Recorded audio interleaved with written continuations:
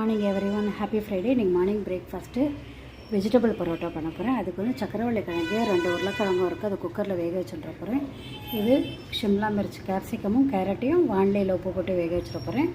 அப்புறம் ரெண்டுத்தையும் சேர்த்து போட்டு தோலெல்லாம் உரிச்சு விட்டு இதையும் சேர்த்து போட்டு வானிலையில் கலரிட்டு ஓமம் தாளித்து போட்டுட்டு அப்புறமா பண்ணலாம். சக்கரவள்ளி கிழங்கு உருளைக்கிழங்கையும் தோலை உரிச்சு வச்சுட்டேன்.